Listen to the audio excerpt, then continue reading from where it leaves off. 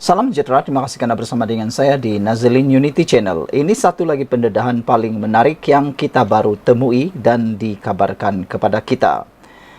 Lebay kami boleh, tiada pula sumpah seranah bila Kedah bekerjasama dengan Boeing SE Asia. Wah, bayangkan saudara, lebay kami boleh katanya. Apa cerita sampai boleh jadi seperti ini? Wujud keadaan lebay kami boleh buat, orang lain tak boleh apabila Kerajaan Negeri PAS Kedah bersetuju membentuk kerjasama strategik dengan Boeing SE Asia. Padahal, Boeing di Amerika Syarikat, AS pernah dilapor bertanggungjawab membekalkan hampir 1,000 bom termasuk bom diameter kecil SDM dan kit Joint Direct Attack Munition JDAM kepada Angkatan Pertahanan Israel IDF. Sokongan itu menyaksikan kumpulan aktivis di Amerika Syarikat pada November tahun lalu menghalang setiap pintu masuk ke bangunan 598 di kemudahan Boeing di Missouri kerana dijadikan kilang menghasilkan bom dan periuk api untuk genosid di Gaza. Bloomberg pada 10 Oktober tahun lalu pula melaporkan Boeing mempercepatkan penghantaran 1,000 peluru berpandu tepat ke Israel ketika negara haram itu meningkatkan julat serangan ke atas Gaza. Namun, Kerajaan Negeri Kedah boleh pula membentuk kerjasama strategik dengan Boeing SE Asia dengan menerima kunjungan delegasi Boeing SE Asia ke Wisma Darul Aman pada 12 Ogos lalu. Kerajaan Negeri Kedah dilapor menawarkan Boeing SE Asia menjadikan Kedah Science Technology Park atau KSTP di Bukit Kayu Hitam sebagai hub pembangunan strategik perniagaannya di rantau Asia Tenggara. Hal itu disebut Pengerusi Jawatan Kuasa Industri, Pelaburan, Pengajian Tinggi, Sains, Teknologi dan Inovasi Negeri, Dr. Haim Hilman Abdullah menurut laporan Haraka Daily. Rata-rata warga maya mempersoal bagaimana tiada pula sumpah seranah daripada penyokong Perikatan Nasional PN seperti yang berlaku ketika isu penjualan pegangan saham dalam Malaysia Airport Holdings Berhad MAHB kepada BlackRock. Kalau BlackRock tu labur projek di Kulim International Airport macam mana? Halal ke haram? Perli pengguna X @Firad96 @Wan Faisal. Kenapa tiada komen? Katanya, sumpah seranah dari kamu, templak @HW299 kepada Ahli Parlimen Machang dari Perikatan Nasional Wan Ahmad Faisal, Wan Ahmad Kamal. Saudara-saudara sekalian, pendedahan kali ini memang luar biasa panas. Sehingga di laman X ada yang mengatakan ingat Boeing Kedah, ingat BlackRock, ingat MAHB, ingat GIP dan Caps Lock katanya. Bertemu lagi kita dalam siri lebay kami boleh, korang tak boleh kata kiriman ini. Puluhan aktivis menghalang Boeing bekal bom kepada Israel. Kunjungan hormat Presiden of Boeing SE Asia menjadi turut dimasukkan di dalam laporan ini. Jadi sekarang pikirkanlah. Lebay kami boleh, tiada pula sumpah serana bila Kedah bekerjasama dengan Boeing SE Asia. Sekian untuk kali ini. Jangan lupa tinggalkan komen anda. Harapan Daily. Bye-bye. Salam sejahtera, terima kasih kerana bersama dengan saya di Nazlin Unity Channel. Lain macam pengakuan Muhyiddin kali ini. Lain macam pendedahan Muhyiddin kali ini. Apakah sudah mula ada terbit keraguan di dalam pemikiran dan hati Muhyiddin tentang masa depan parti beliau? Atau masa depan juga keputusan pilihan raya DPR Kenanggiri?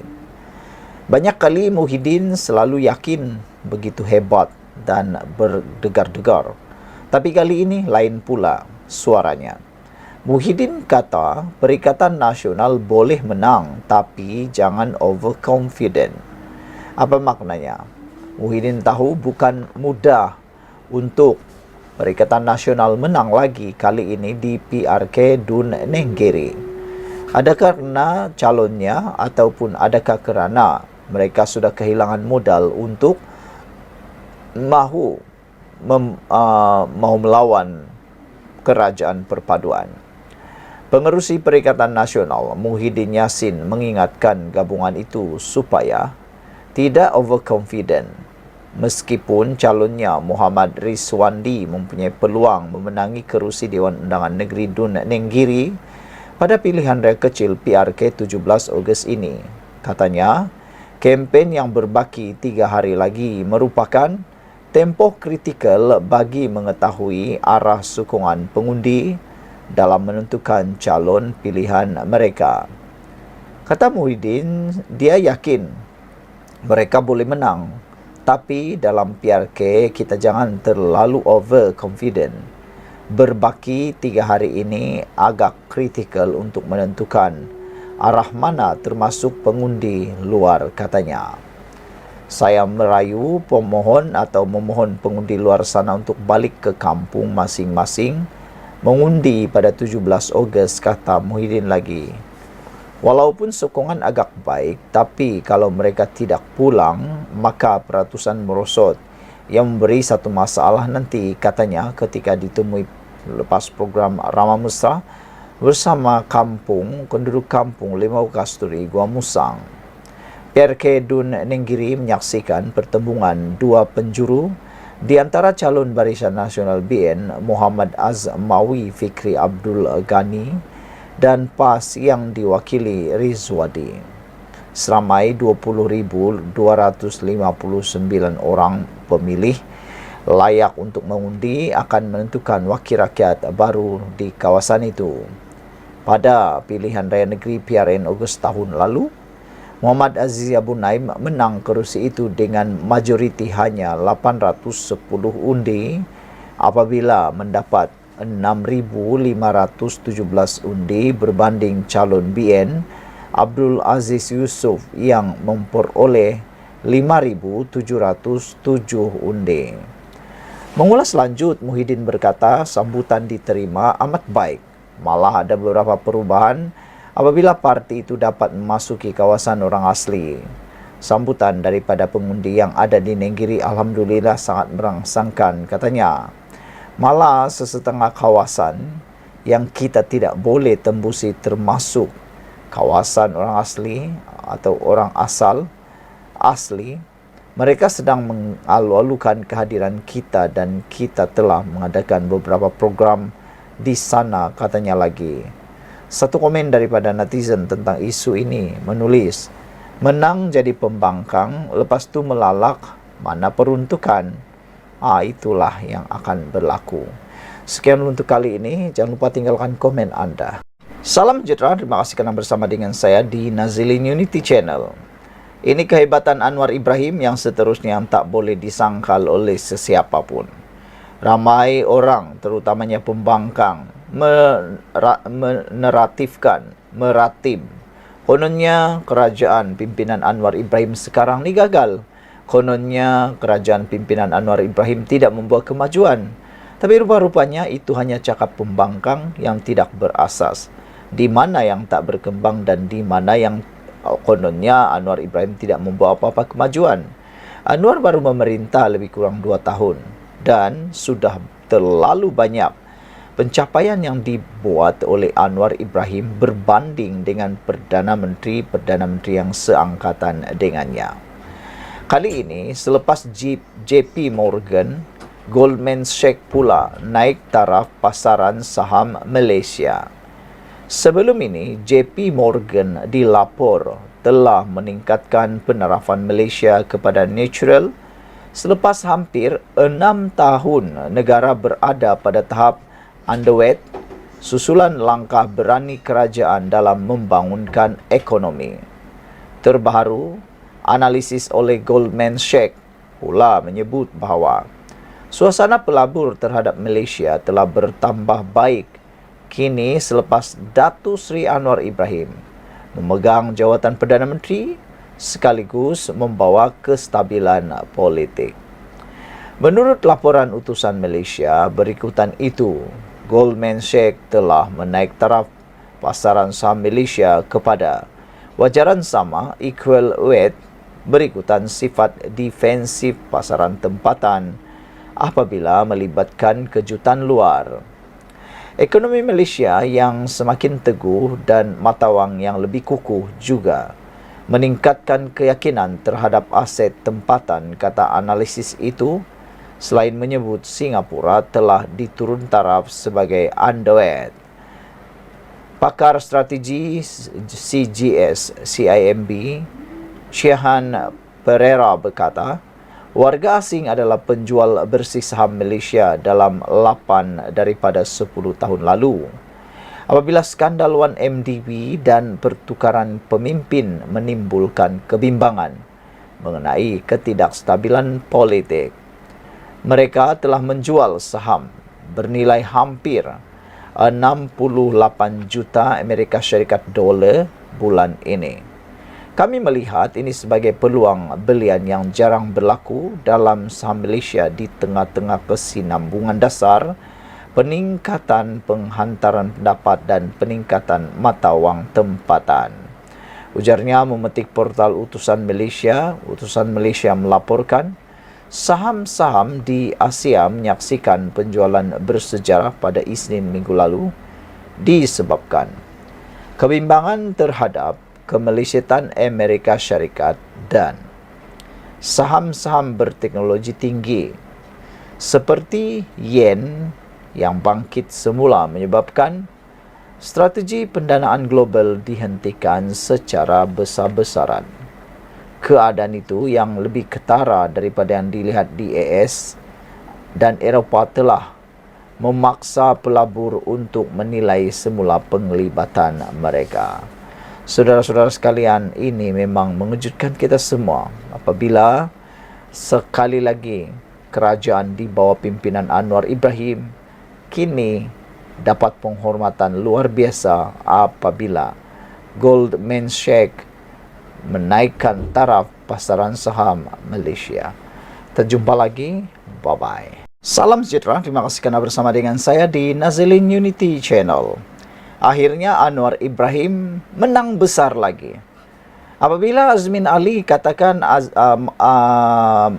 Anwar Ibrahim tidak faham tentang perdagangan, dia sebenarnya meludah ke langit kena muka sendiri. Kali ini, ahli ekonomi pula yakin KDNK akan berkembang 5.8% pada suku kedua pada tahun 2024. Ini keyakinan ahli ekonomi. Ekonomi Malaysia diyakini akan berkembang 5.8% pada suku kedua tahun 2024, meningkat daripada 4.2% pada suku pertama tahun ini, menurut kalangan ahli ekonomi. Mereka berpendapat pertumbuhan KDNK akan dirangsang oleh aktiviti perindustrian yang rancak, harga minyak sawit mentah lebih tinggi, pengangguran yang berkurangan dan peningkatan perbelanjaan. Lapor bernama Ahli Ekonomi bersetuju ekonomi berada dalam kedudukan baik untuk berkembang antara 4.0 dan 5.0% bagi keseluruhan tahun 2024 dengan Badan Perakaunan memaklumkan. Keyakinan global terhadap Malaysia meningkat dengan ketara, berikutan telah mempamerkan daya tahan ekonomi yang jelas. Ketua Ahli Ekonomi Bank Muamalat Malaysia Berhad, Dr. Muhammad Afzanizam Abdul Rashid berkata, pertumbuhan KDNK suku kedua tahun 2024 akan sejajar dengan unjuran awal Jabatan Perangkaan Malaysia DOSM sebanyak 5.8%. Bercakap kepada Bernama, beliau berkata momentum pertumbuhan ekonomi akan berterusan sehingga suku kedua tahun 2024 mengatasi pertumbuhan suku pertama tahun 2024 sebanyak 4.2%. Muhammad Afzani Zam berkata, data semasa menunjukkan ekonomi Malaysia dijangka berkembang baik pada Jun. Beliau menekankan bahawa negara mencatat pertumbuhan lebih tinggi dalam indeks volum perkhidmatan dan indeks pengeluaran perindustrian, masing-masing meningkat 6.7% dan 4.5% pada suku kedua tahun 2024. Beliau berkata, pengeluaran minyak sawit mentah naik 2 angka kepada 15.9% berbanding 3.4% sebelum ini, menunjukkan peningkatan pendapatan ekspor daripada sumber pendapatan komoditi, bukan minyak utama negara. Selain itu, Muhammad Afzani Zam berkata, kadar pengangguran kekal pada 3.3% untuk 3 suku berturut-turut, tetapi jumlah pengangguran susut kepada 557.800 pada suku kedua 2024 daripada 561.100 pada suku pertama 2024. Sehubungan itu, pasaran pekerjaan Malaysia mungkin telah mencapai status pekerjaan penuh, menandakan terdapat banyak pekerjaan boleh diisi dan lebih ramai rakyat mempunyai pekerjaan dan meraih pendapatan. Pengenalan akaun pengeluaran fleksibel oleh kumpulan wang simpanan pekerja di samping program pemindahan tunai akan memungkinkan trajektori pertumbuhan yang lebih tinggi dalam tempoh terdekat, kata beliau. Sehubungan itu, KDNK suku kedua 2024 sewajarnya lebih tinggi berbanding suku sebelumnya, kata beliau lagi. Sekian dulu untuk kali ini, jangan lupa tinggalkan komen anda.